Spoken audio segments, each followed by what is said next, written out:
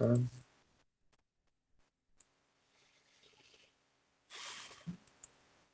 Gente, bom dia. Vamos começar a aula de hoje, tá? Então vamos lá, pessoal. Fica bem atento, tá? Daqui a meia hora eu vou perguntar se vocês estão entendendo tudo, beleza? Então a gente vai ver esses pontos aqui, tá? Primeira lei de Ohm, que a gente viu ontem. Segunda lei de Ohm, a gente vê hoje. E eu vou falar sobre características de materiais e maneiras de você medir a energia, que é o consumo que você tem na sua casa, tá? O consumo de energia que você utilizou e tal. A diferença de potência é a energia consumida pelo tempo, né?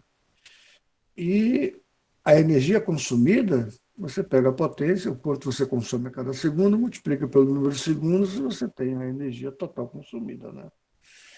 Bem, então a gente falou ontem também que a primeira lei de Ohm, ele diz o seguinte, que a DDP, né, o V, né, a DDP, se você botar num gráfico a DDP e a intensidade da corrente,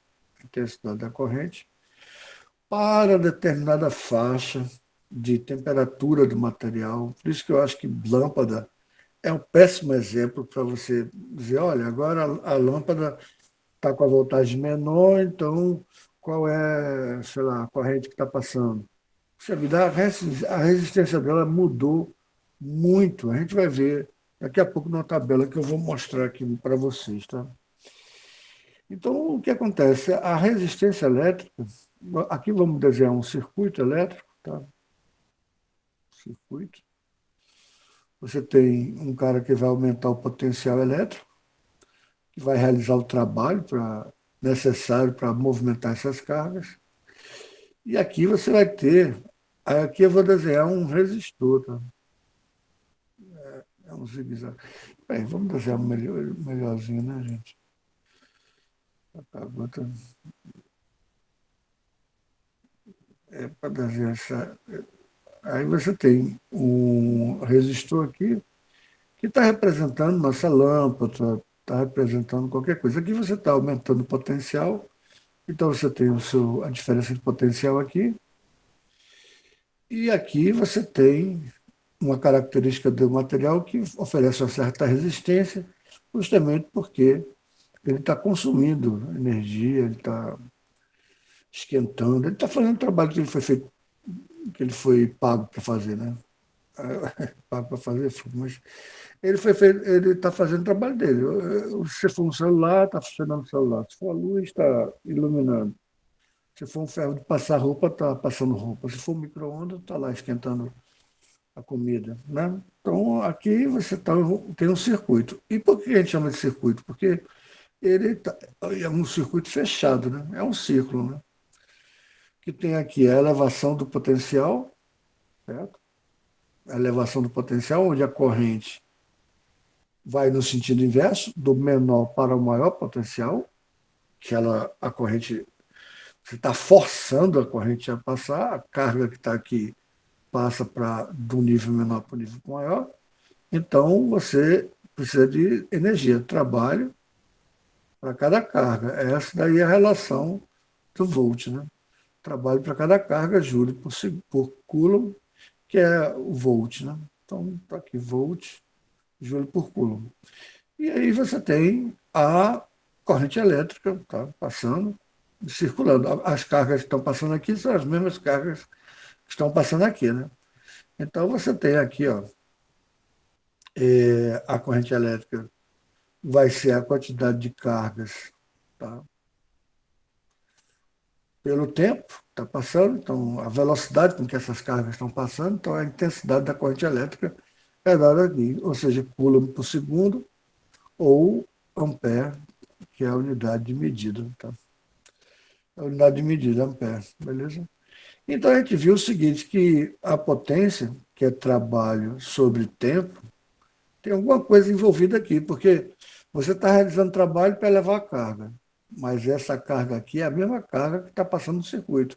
Então, para você medir a corrente elétrica, você tem a carga pelo tempo. E para medir a voltagem, você tem o trabalho para levar cada carga. E essa carga que você levou é a carga que está circulando o tempo todo aqui no circuito. Ou seja, a intensidade da corrente que está passando aqui nesse elevador de tensão, de potencial elétrico, de potencial elétrico, é o mesmo, é a mesma corrente que está passando aqui, né? Então a gente viu que existe um cara chamado potência, que vai ser V vezes I, porque V é trabalho sobre a carga e I é a carga sobre o tempo. Como potência é trabalho sobre tempo, então trabalho, potência vai ser V vezes I. Tá? Uma maneira de você calcular. Tá? Beleza, então isso a gente viu logo no começo, que faz parte do capítulo 6, mas achei interessante dar logo. Tá? Essa parte de potência. E agora tem a característica do material que é o seguinte: a relação entre a voltagem e a corrente que está passando no circuito, a gente vai dar a característica de resistência. Então, essa resistência, ela é, ela é constante, vamos dizer assim, ela é constante para uma determinada faixa de intensidade da corrente. Por quê? Porque o material, na hora que a corrente está passando, ele esquenta. A gente chama isso de efeito Joule. Ele esquenta. Ao esquentar, ele muda a resistência dele. Tá? Se ele muda a resistência dele, já que resistência é a relação entre a voltagem e a corrente, se ele muda a resistência dele, muda essa característica aqui. Tá? Ou seja, como eu posso passar, e a gente viu ontem, como eu posso passar esse I para cá multiplicando, então eu tenho a seguinte equação, tenho V igual a R vezes I. Lembre-se da equação do primeiro grau, da função do primeiro grau, desculpa. Y é igual a x mais b. Se a gente comparar, a gente vê que a gente está eliminando aqui o b, tá? Significa que ele passa por esse ponto aqui. Quando o v for zero, não tem corrente, o I é zero. Tá? Então passa por esse ponto aqui. Esse I é o que está na nossa abscissa, seria só no nosso x, né? E o nosso Y aqui é o nosso V. Tá? Então, para determinado I, você tem o A, que é uma resistência. Se essa resistência for constante, então você vai ter um grau de inclinação, porque esse A, na função do primeiro grau, é o coeficiente angular. Tá? Ele vai te dar o ângulo, ele vai te dar a inclinação da reta. Tá? Essa reta passa no zero, porque quando x é zero, y é zero. Quando i é zero, v é zero. Tá? Então, se é uma reta de inclinação R. Inclinação R. Então, esse R aqui é a inclinação, é o nosso cateto oposto sobre o cateto adjacente. Nosso cateto oposto, né? A inclinação da reta não é essa, né? Cateto oposto sobre o cateto adjacente, né? Então, a gente tem aqui o cateto oposto sobre o cateto adjacente, onde aqui é V e aqui é I. Ou seja, se eu preciso de muito V, esse R vai ser muito inclinado. Se eu preciso de um V bem grandão, tá? Se eu preciso de um V bem grandão para passar uma determinada corrente, esse a resistência é muito grande. Eu preciso de uma, olha, a resistência é a relação entre a voltagem e a corrente, né? Então, se eu preciso de uma voltagem muito grande para fazer a corrente circular, é porque a resistência é muito grande, tá? Já se eu preciso de uma voltagem pequena para fazer uma determinada corrente circular, se eu preciso de uma voltagem pequena, significa que a resistência é pequena. Então, a resistência é diretamente proporcional à voltagem e inversamente proporcional à corrente. Quanto mais corrente passa, menor a resistência. Tá? Obviamente, isso interfere, na hora que você está aumentando a voltagem, interfere na potência, né? Porque a potência é V vezes I. Se esse V é uma pilha, então uma bateria, e está segurando essa diferença de potencial, então à medida que você diminui a resistência, aumenta o I, e obviamente aumenta a potência, tá certo? Bem, então isso daqui foi o que a gente viu ontem. A gente viu, e a potência é dado em watts, joule por segundo, porque aqui é joule por coulomb, aqui é coulomb por segundo, então aqui vai ficar joules por segundo, que é o watt. Potência dada em watts, tá? Muito bem. Agora vamos para. Então, esta aqui é a primeira lei de Ohm, tá? Onde você pode decorar essa formulinha de várias formas. Eu prefiro que você não decore com aquela forma de ficar decorando formulinha como. Deixa eu ver se tem alguém querendo entrar. A gente está com 35 alunos só.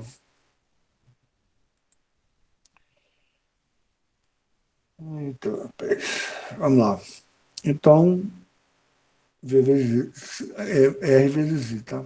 Aí você pode usar quem vê ri, etc. Tal, mas eu não gosto muito, não. Tá? Eu gosto mais de você saber que a relação da resistência é volt por ampere, tá? Volt por ampere, ou a gente chama de ohm, tá certo? Pronto. Basicamente isso que a gente viu ontem, tá? A segunda lei de Ohm é o seguinte: você tem qualquer fio, você tem um fio aqui, tá? Um condutor de eletricidade. Dependendo as coisas que vão interferir na, na resistividade desse material são duas coisas que vão interferir. A primeira coisa é o comprimento e a segunda coisa é a área da seção transversal. A área da seção transversal é o que a gente chama de bitola do fio, tá? Você tem na sua casa. Quando você tem, por exemplo, um chuveiro, para ligar o chuveiro, você tem que ter um fio mais grosso. Por quê? O que é que vai. Se você cortar essa área aqui no meio, a gente chama área da seção transversal, essa parte aqui, tá? Aqui é a área da seção transversal. E esse outro cara aqui, a gente chama de comprimento do fio. Como a gente utiliza as palavras em inglês, né?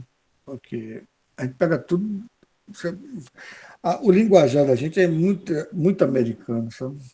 Então, a gente usa o comprimento, a gente chama de L. Porque em inglês é length. Length é comprimento em inglês. Tá? Já a área em inglês é área mesmo, então aí a gente usa A para área. Mas, não, aliás, desculpa, eu uso a S. S. Não sei de que é. S. Bem, mas de qualquer forma está aqui. Você tem a área e tem o comprimento. Isso é um L, tá, gente? É um L, tá mal desenhadozinho. Deixa eu voltar aqui. Isso aqui é um L, tá?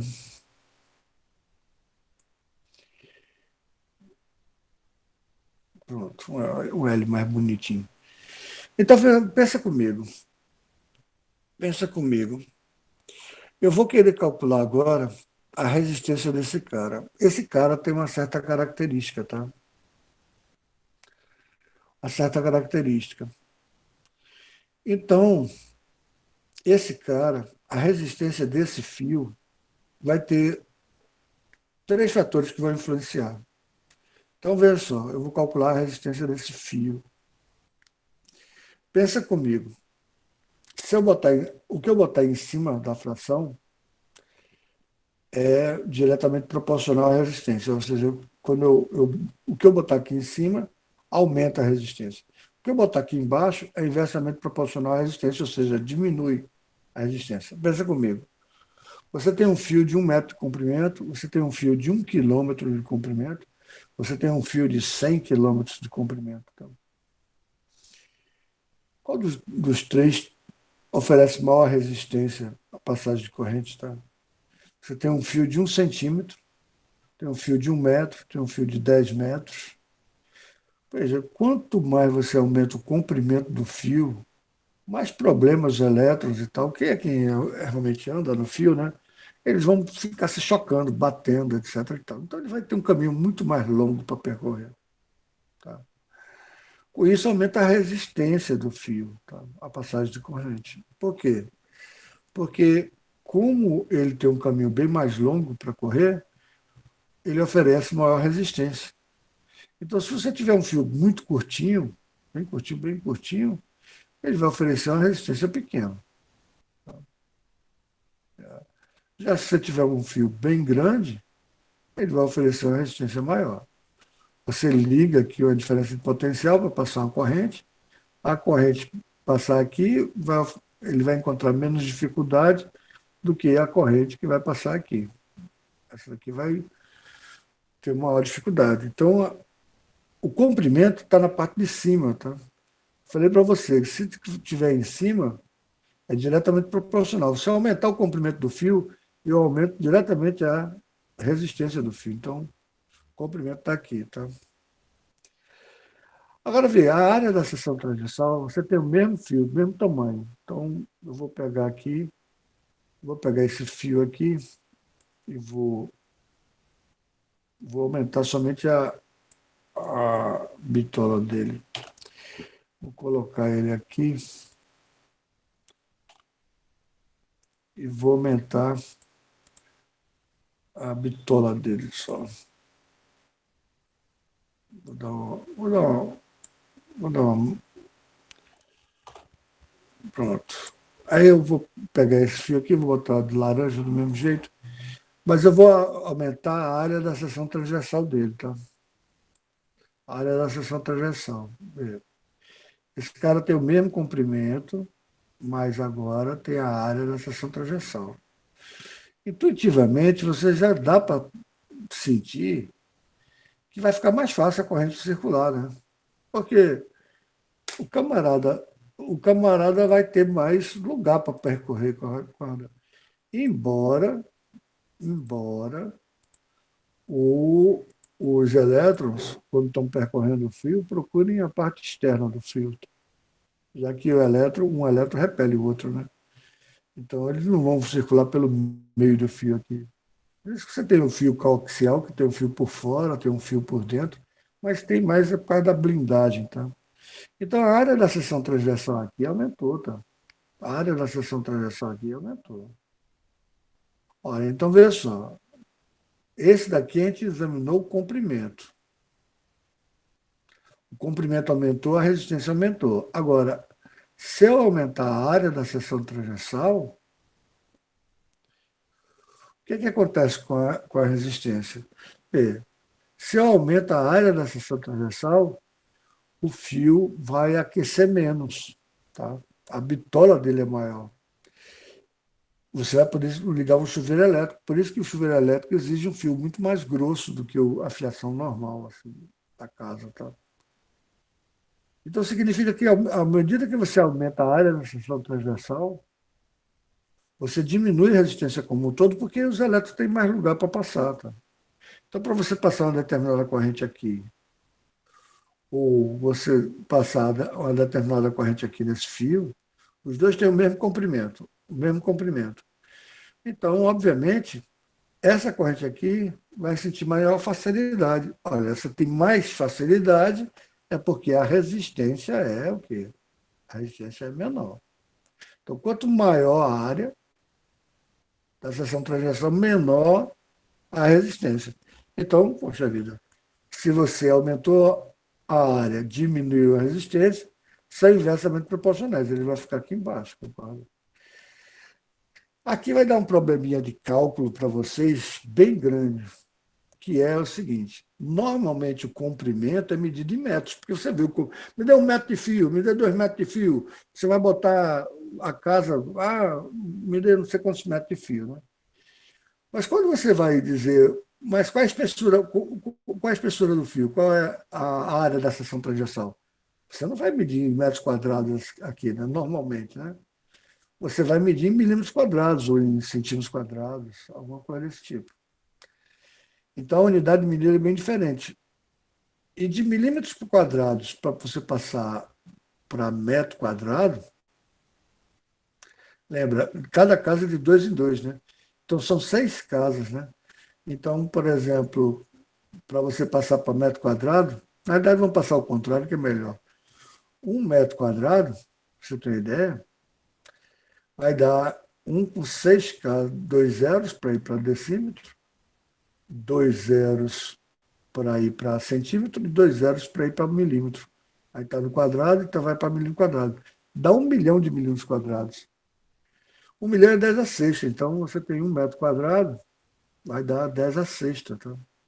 Aí eu já estou dizendo qual é a dificuldade que vocês vão encontrar aqui quando a gente for fazer a conta, porque o comprimento do fio normalmente a gente dá em metros e a área da seção transversal a gente dá em milímetro quadrado ou centímetro quadrado e tal.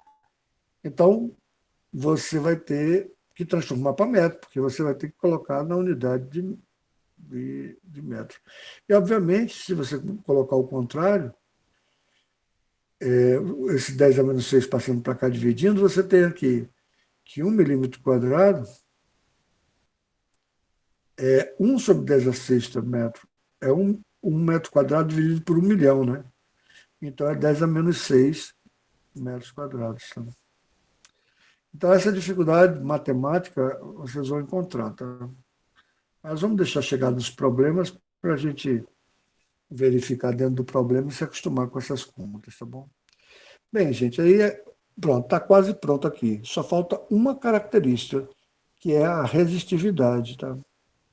Aí vai chamar de ρ, vai ser essa resistividade. Então, a resistência de um fio vai depender de 3 características, 3 fatores. Um fator é o comprimento, quanto maior o comprimento, maior a resistência.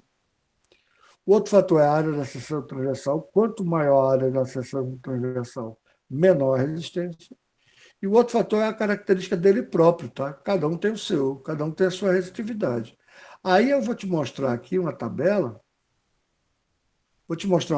aqui para você entender a minha briga quando o cara bota lá para calcular uma lâmpada e tal. Porque ele tem que assumir que a resistência não está mudando. E na lâmpada, feita de tungstênio, né, ela vai mudar. Tá? Na verdade, qualquer material que mude a temperatura, mas uma lâmpada muda muito a temperatura. Tá? Quando é um fio de cobre, quando você tem uma resistência de cobre e tal, você não tem uma mudança muito grande de temperatura, mas a luminosidade de uma lâmpada incandescente varia muito para dar a luminosidade. Quando você quer diminuir a luz, antigamente tinha o dimmer, hoje em dia eu nem sei o que é. E você, quando tem um bebê e tal, você diminui a luz do quarto dele. Né? Então, veja só, a resistividade vai ser uma característica, lógico. Qual vai ser a unidade da resistividade? Primeiro aqui você vai ter metro quadrado embaixo, e aqui você está metro em cima. Então, essa conta todinha tem que dar ohms, porque a resistência é dada em ohms, tá? Então, a unidade dele é ohm vezes metro, tá? Ohm vezes metro, tá bom? Porque metro quadrado com metro em cima vai ficar metro embaixo, né? Multiplicado com esse metro em cima, esse ρ, né? O ρ. Eu estou falando a unidade do ρ, tá? Essa unidade daqui, a resistência é dada em ohm, que é volt por ampere, tá? Mesma coisa, volt por ampere. Isso daqui é dado em ohm, tá? Isso aqui é dado em metro, o comprimento é dado em metro, a área seria dada em metro quadrado, certo? Então, como é que eu transformo essa unidade nessa aqui? Porque essa daqui é ohm, né? Desse lado daqui não tem igualdade aqui. Aqui vai ter que dar ohm. Então, vê, se eu colocar a unidade da resistividade como ohm vezes metro, esse metro corta com esse metro quadrado. Esse metro corta com esse metro, você vai ter ohm. Tá? Então, a unidade da resistividade é ohm vezes metro. Eu vou colocar para vocês aqui a tabela que eu peguei na internet, para vocês terem ideia, tá certo? Vê só. Aqui você tem o material, você tem a resistividade dele, ó, 10 a menos 8 ohm vezes metro, tá? Vê só a ordem de grandeza do cara, 10 a -8. Mas ele botou uma característica aqui, que é o seguinte: a mudança que ocorre no material com a temperatura, ou seja, cada grau que você muda a temperatura. Isso aqui eu não vou dar essa matéria, eu não vou dar essa matéria porque não é exigido para vocês, eu não vou colocar, não. Podia até dar, sabe? Mas. Então, veja o seguinte: aqui, por exemplo, vamos pegar o exemplo que ele deu aqui, que foi o exemplo do cobre. Foi o exemplo do cobre. Acho que foi cobre. Aqui, cobre. 390 vezes 10 a -5 por grau Celsius. Então, se você alterar a temperatura de 1 grau Celsius, tá? Eu não vou entrar muito no mérito, não. 1 grau Celsius só, a resistência do cobre já muda 0,39%. Ou seja, se você aumentar 10 graus Celsius, variar 10 graus Celsius a temperatura, já vai para 3,9%. Se você alterar 100 graus Celsius, já vai para 39% a variação da resistência. 39%. Tá? Estou dando aqui só para você ter uma ideia. Ora, esse cara aqui, então o tungstênio, vê só, o tungstênio, quando está feito com a lâmpada incandescente, quando ele está frio, ele está a 20 graus Celsius, vamos supor, que aqui é tudo para temperatura de 20 graus Celsius. Tá?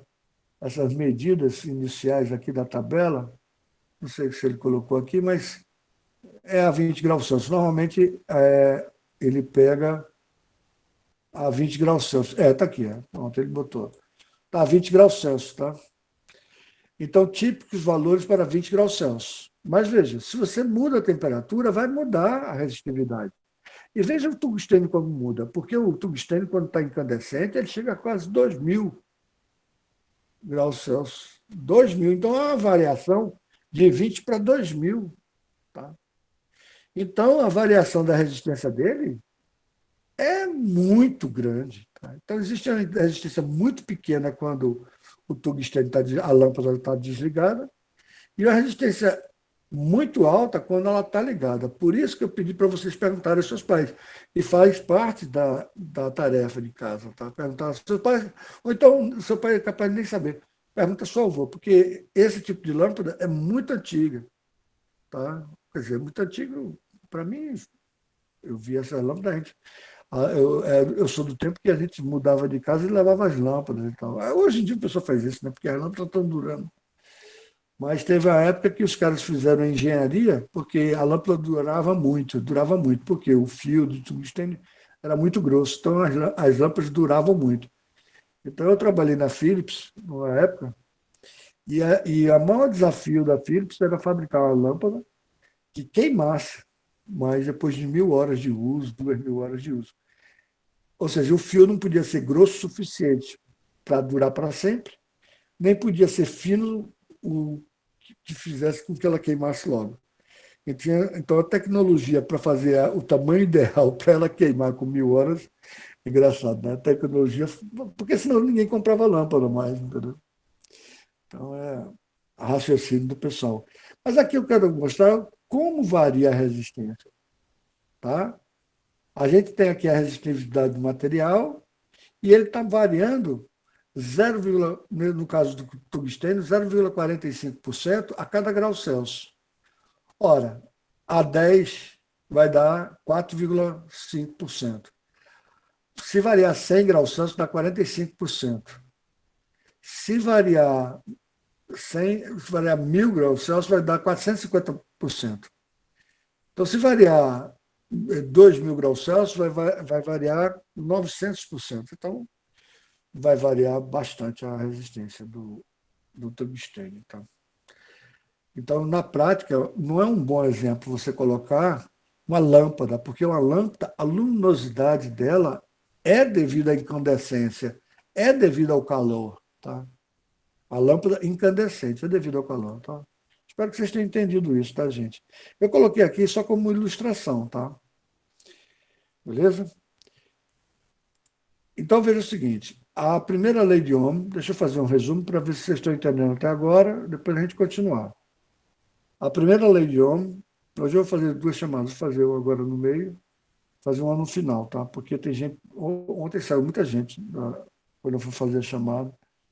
Bem, a primeira lei de Ohm só diz que a resistência é diretamente proporcional à voltagem necessária para a corrente passar e inversamente proporcional à corrente. Quanto mais corrente, menor a resistência. Então, está aqui a característica.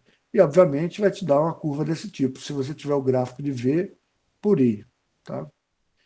E é uma reta, porque é igual à equação do primeiro grau. Tá?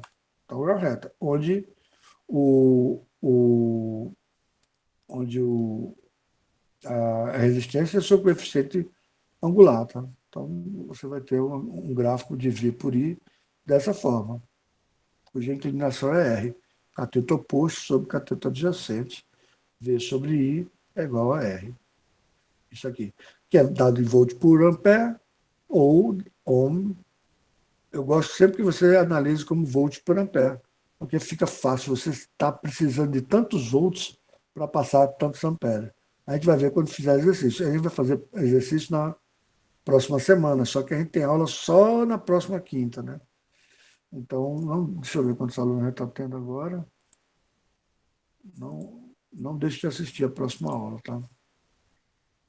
A gente tá com um terço da turma, né? Ontem a gente chegou a 70 alunos para o primeiro dia.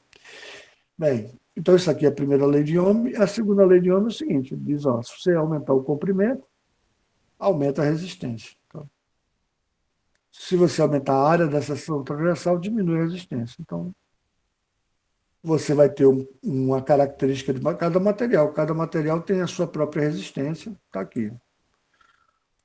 Tem um fator que ele não considerou, não colocou no livro, tá? Mas eu estou trazendo para vocês aqui. Ó. O carbono, é uma coisa interessante. O carbono, quanto mais você aquece, menor é a resistência dele. Ó. É o único que é negativo, tá vendo? O carbono aqui é o único que é negativo. Tá? A resistividade dele é altíssima, né? 3.000 comparado com os outros, ele praticamente não passa corrente, né? Mas se você aumentar a temperatura dele, ele vai começar a passar, entendeu? Por quê? Porque a resistência dele diminui. Já os outros todos, se você esquentar, os elétrons ficam doidos lá e a resistência aumenta, tá? Um negócio desse tinha que aparecer no livro de vocês, tá? Mas os caras não botam mais hoje em dia. Por quê? Porque é difícil, eles acham que vocês são burros, sei lá o que é que está acontecendo com a educação de hoje. E está gravado, isso aí eu não estou nem esquentando, está gravado, vai ficar gravado isso aqui, e é um protesto mesmo. Porque não se coloca mais isso em livro. Tá?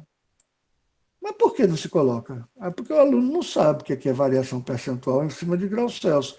Porque aqui, ó, o nosso alfa é a variação da resistividade pela resistividade, então você vai ter uma variação percentual por cada grau Celsius, pela variação de temperatura.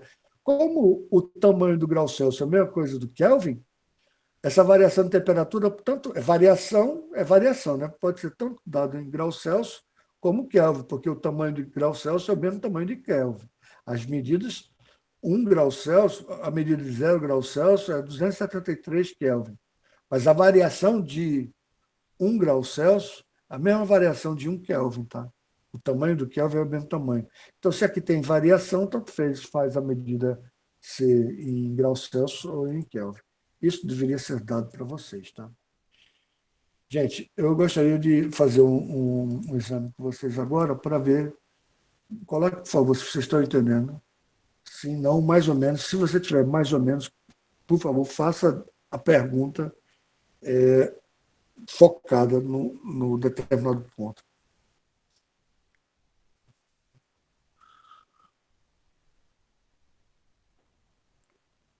Obrigado, gente, por estar respondendo. Ninguém está mais ou menos? Beleza, então a gente está fechando o assunto legal, né?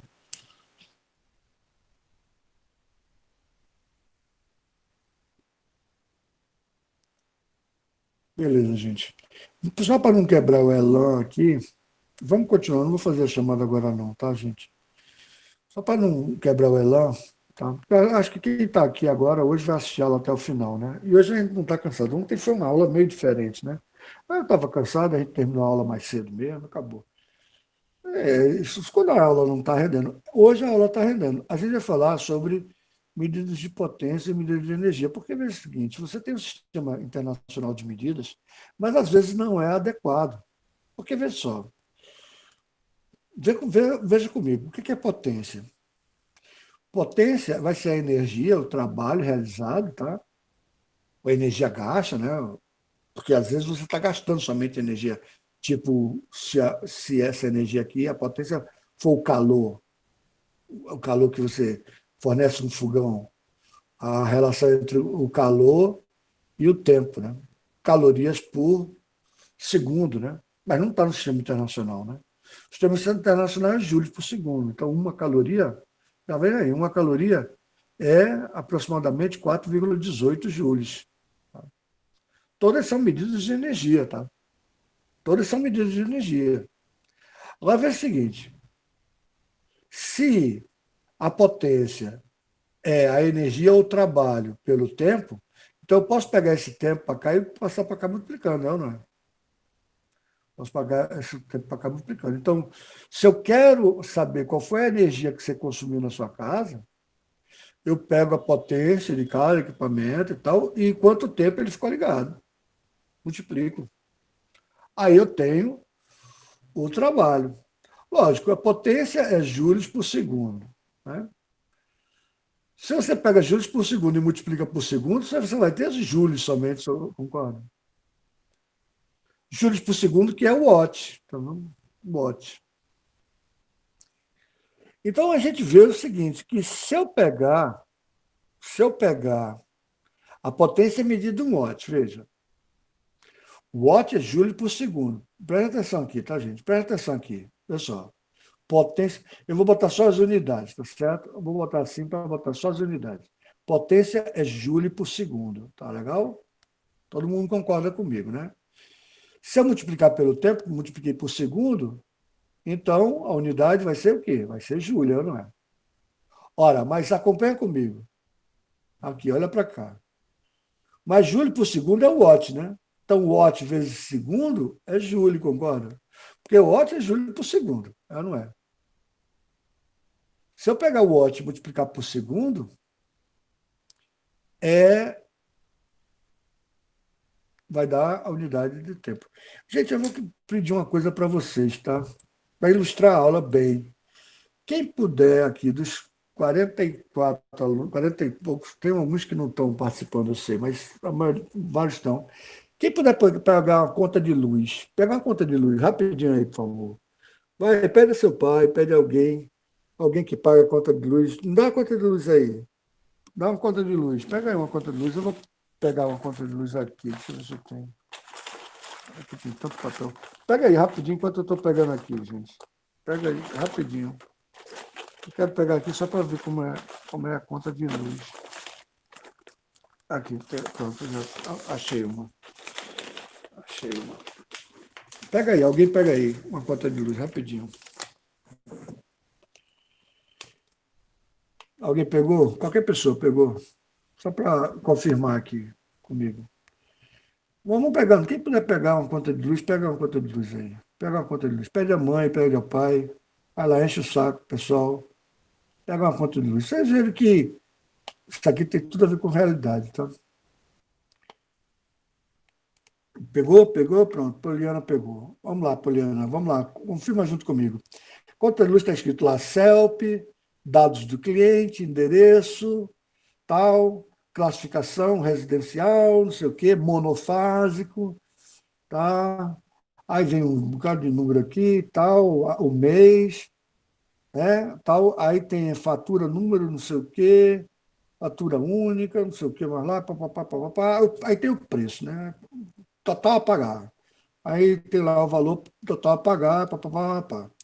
Aí ele diz, descrição da nota fiscal. Veja aí. Consumo ativo quilowatt-hora. quilowatt-hora. Daqui a pouco a gente vai ver o que danado é isso, né? Quilowatt-hora, quilo, W, hora, tá? Quilowatt-hora. Quantidade, aí aparece lá 136, no meu aqui está aparecendo, porque quando os meninos não estavam aqui, era pouco consumo. Aí tem a quantidade de quilowatt-hora consumido, aí tem o preço do quilowatt-hora, aí ele multiplica um pelo outro, aí tem o valor lá no final, né? Depois vem mais o que? Taxa de limitação pública, ICMS, não sei o que mais lá e tal. Aí ele dá o valor total lá no final. Tá? Então, veja, por que que danado ele está medindo a quantidade de energia não em joules, mas ele está medindo numa energia maluca lá, tá? Então vamos lá, Maísa pegou também, né? Beleza, Maísa, obrigado. Essa é uma tarefa de vocês, tá? Eu não vou querer saber o consumo de cada um, não, pelo amor de Deus, não, sabe? Eu quero quando vocês fotografem somente e essa parte assim, onde está a descrição da nota fiscal. Você bota assim para não aparecer o nome do seu pai, o nome de não sei quem, tá? Porque senão vai dizer que eu quero ver a conta de luz do pessoal. Que danada quilowatt-hora, veja só. A gente viu que watt vezes segundo é joules, né? Então, se você pegar a potência e multiplicar pelo tempo, é medida de energia, não é? Então, veja só, o que danado é um quilo, quilo, watt, que a gente sabe aqui, e hora. Todo mundo sabe o que é uma hora, todo mundo agora já sabe o que é um watt, né? Joule por segundo, né? E quilo todo mundo já sabe o que é também, né? O que é um quilo? Um quilo é 1.000. Então vamos fazer. Eu quero saber um quilowatt-hora, quantos joules são, porque quilowatt-hora é medida de potência vezes o tempo. Se é medida de potência vezes o tempo, é medida de quê? De energia, tá? A energia gasta. Por isso que o seu medidor lá está em quilowatt-hora, tá? Então, 1 quilo é 1.000. 1 quilo. Então, estou transformando aqui, tá, gente? 1 quilo, no lugar de 1 quilo, estou colocando o que é que 1 quilo é. 1 quilo não é 1.000? Quilo significa 1.000, só isso. Não é quilograma, não, tá? Se fosse quilograma, seria 1.000 gramas. Mas aqui é quilo, só quilo. Então é 1.000. Vamos ver, vamos multiplicar. Watt, que danado é watt? A gente já viu aqui.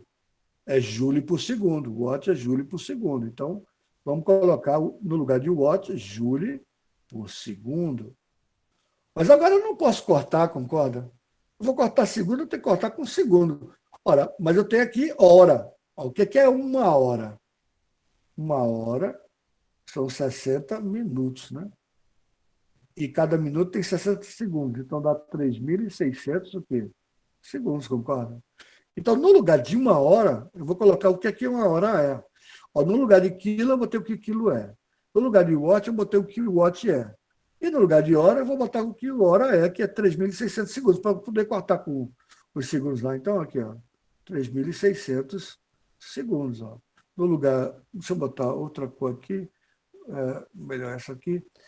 No lugar de hora, eu botei o que hora é, 3.600 segundos. No lugar de watt, eu botei o que watt é, que é joule por segundo. E no lugar de quilo, eu botei o que é quilo, que é 1.000. Tá certo? Pronto, só isso. Não estou mentindo, né? Então, agora, segundo pode cortar com segundo. E você vê, realmente, quilowatt-hora que você mede na sua casa é uma medida de energia. Mas vê só que conta. Um, só 1 kWh, e normalmente você consome, na minha casa, nessa época que os meninos não estavam aqui, né? Com os meninos aqui eu consumo bem mais, mas estava 136 kWh, mais 136 ativo, não sei de quê, até, tem duas medidas aqui. 1 kWh, medida de energia, né? Vai dar 3.600 vezes 1.000. Então é igual, 3.600 vezes 1.000 dá 3.600.000 juros. Está vendo porque a conta da sua casa não vem medida em júri?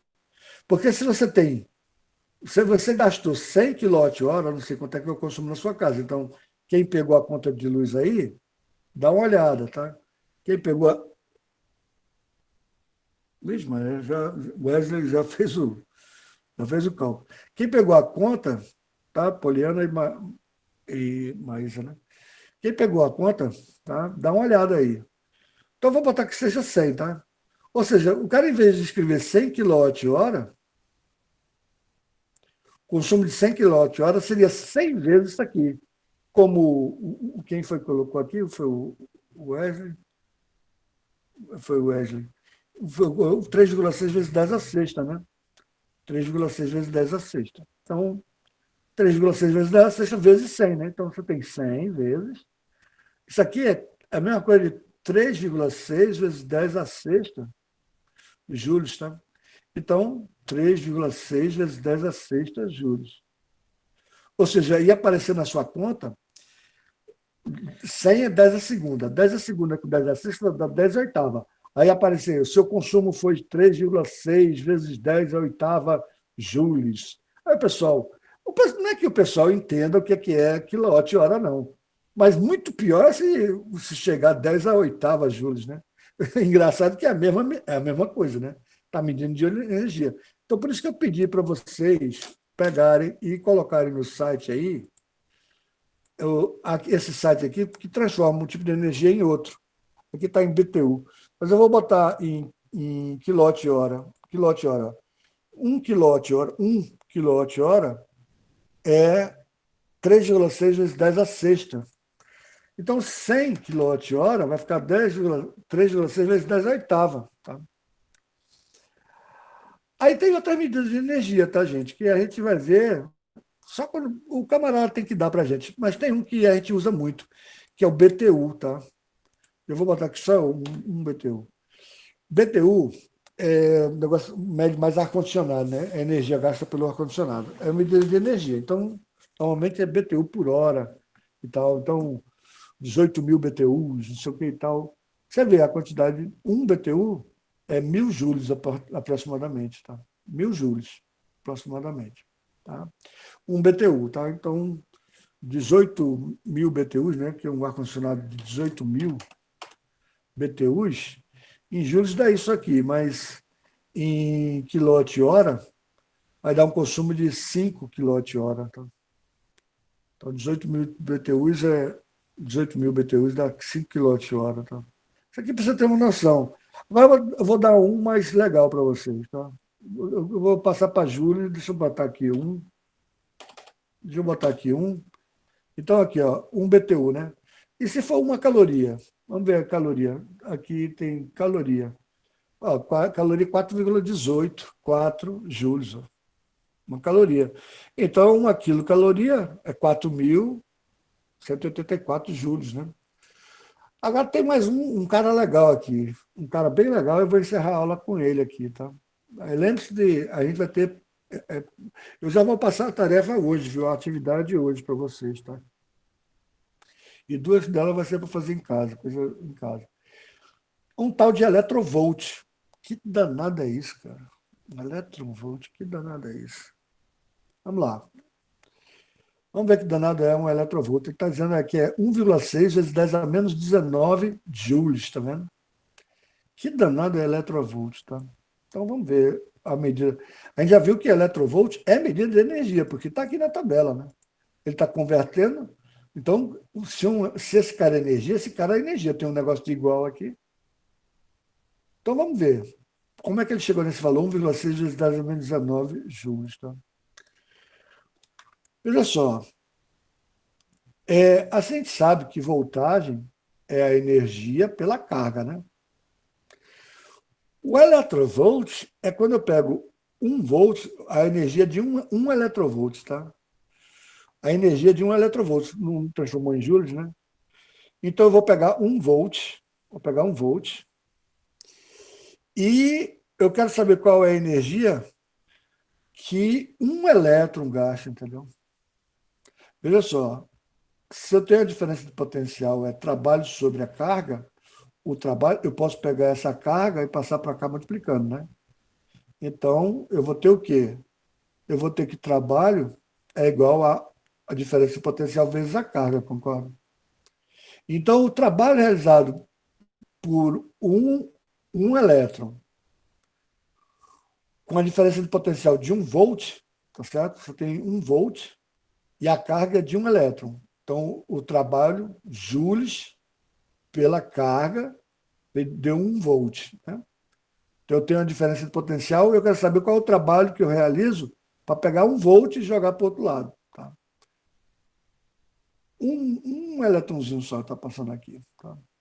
Você sabe que não é a corrente elétrica e tal, a gente sabe que são os elétricos que se movem, mas a gente está analisando sempre essa forçação de barra de passar do menor potencial para o maior. É, então está passando a corrente de um elétron, ou desculpa, a carga de um elétron. Ora, mas qual é a carga de um elétron? Vocês já viram, né? Um vezes qualquer coisa é qualquer coisa, concorda? Então vai dar a carga do elétron aqui, que é 1,6 vezes 10 a menos 19.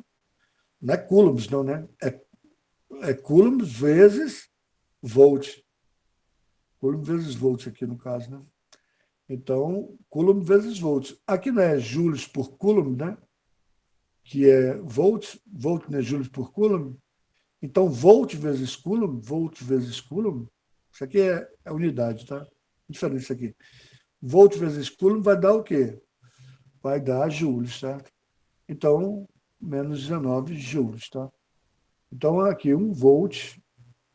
Aí por isso que o cara chama eletronvolts, tá? É uma unidade de voltar, é uma unidade de energia bem baixinha, tá vendo? Mas quando a gente está medindo energia tão baixa a nível de elétrons, pô, vê só, a gente tem um cara, e com isso a gente vai finalizar a aula, eu gostaria que vocês prestassem atenção aqui para vocês acompanharem e entenderem, tá? A gente tem um cara que a medida dele é muito grande, quilowatt-hora, para medir muita coisa. Então, vê só, você está consumindo na sua casa muita energia. Cerca de cada quilowatt-hora que você gasta na sua casa, você gasta em torno de 100, 200, pode ser 300 também, dependendo da quantidade de pessoas que estão na sua casa. Cada quilowatt-hora é 3 milhões e 600 mil joules, né? 3 vezes 10 a sexta, tá? Então, se sua casa gasta 300 quilowatt-hora, vai gastar isso aqui 1 bilhão de joules, tá certo? Então, vê, a unidade de joules não é interessante para você medir o consumo da sua casa. Aí você vai a nível eletrônico. Você vê que está passando 5 elétrons por hora. Você não vai usar, está passando, a energia foi gasta 1 volt para passar 1 elétron. Então, você vai estar com 5 elétron-volts. Você não vai usar Joule, entendeu? Porque agora Joule já é uma unidade muito grande, não pequena. Ora, 5 elétron-volts que você está a nível eletrônico lá dentro. Está analisando o nível eletrônico. É uma medida de energia. É a energia necessária para pegar o elétron e passar de um ponto para o outro que tem a diferença de potencial de quanto? De 1 volt. Então, quanto é que eu vou gastar de energia para pegar o elétron e movimentar ele com a diferença de potencial de 1 volt? Se eu pegar 5 elétrons, eu vou gastar 8 vezes menos 19. Se eu pegar, vamos lá, botar 9 milhões de elétrons, 9 milhões de elétrons, dá menos 12, 9 bilhões de elétrons. Dá isso aí, 9 trilhões de elétrons. Dá isso aí. 9 quadrilhões de elétrons. Ó, agora que está chegando em julho. 9 quinquilhões de elétrons. Agora deu 14 de julho, tá vendo? Aumentei de 2 em 2, tá? Então, a medida de elétron-joules é para medir energia muito pequena, tá? Na casa molecular, e a unidade de quilowatt-hora para medir o consumo na sua casa. Joule, embora seja do sistema internacional, não é uma medida interessante, tá, gente? Então, eu espero que vocês tenham gostado da aula de hoje, tá? E eu vou fazer a chamada com vocês, beleza? Assunto capítulo 5 e 6. A gente está vendo os capítulos 5 e 6 juntos, tá, gente? Capítulo 5 e 6 juntos, tá? E com isso a gente finalizou. Próxima semana a gente vai fazer. Juntem dúvidas, tragam questões. Quem trouxer questão já vai ter um 10 garantido da prova. já coloco direto, mas não traga só porque você trouxe, não. Traga porque você tentou fazer. Ou então tragam dúvidas na próxima semana, tá? Eu já vou botar a tarefa nessa semana para vocês irem fazendo a tarefa essa semana para vocês, porque a gente só se encontra 2 vezes por semana, né? Então a aula de hoje, graças a Deus, foi uma aula, eu acho que considerei boa. A de ontem de tarde foi péssima, então a vitória que faltou não foi. Fique tranquila, porque você pode até assistir, tá lá. Mas foi uma aula meio cansativa de ontem de tarde. Mas a aula de ontem de manhã foi legal. A gente concluiu 2 capítulos, tá? Sem nenhum trauma. E agora a gente vai fazer exercícios e tal para sedimentar a matéria, beleza? Então, gente, quem valeu, chegou atrasada, a aula estou no médico. Se quiser, até ligo. Não precisa ligar de jeito nenhum, Ana Vitória. Não precisa de jeito nenhum, não. Não precisa, não, de jeito nenhum. De jeito nenhum. Pode fechar a câmera. Pode fechar. Não, tá ótimo, Ana Vitória. Você não precisa, não. Precisa não, tá? Minha querida, tá tranquilo. Tá? Depois você dá uma assistida nessa aula, porque tá gravando, eu vou fechar daqui a pouco, vou só fazendo chamada. Essa aula eu achei muito proveitosa, muito boa. E gostei muito da participação de todo mundo. Gente, quem participou dessa aula, quem foi atrás da conta de luz, bota no privado, tá? Passa para mim no privado, porque eu já pontuo lá. Se tiver nota para corrigir, eu corrijo. Quem está participando comigo das aulas, não precisa se preocupar com nota, tá? Quero que vocês gostem de física. É diferente, entendeu? Beleza, pessoal? Estou muito satisfeito hoje com a aula. Muito satisfeito com vocês também. Espero que vocês tenham entendido essa parte, porque que a gente não usa juros, tá? Já que é do sistema internacional, tá bom, gente? Então vamos concluindo a aula. Falta mais alguém assinar, pessoal? Quem for assinando pode sair saindo, gente, sem problema, tá? Forte abraço a todos, boa sexta-feira, bom final de semana para vocês, tá bom? Mais alguém, gente? Eu vou fechar, vou parar a gravação.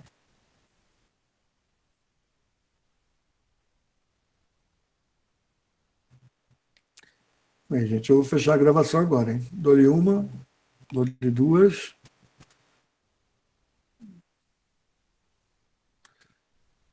Falta mais alguém?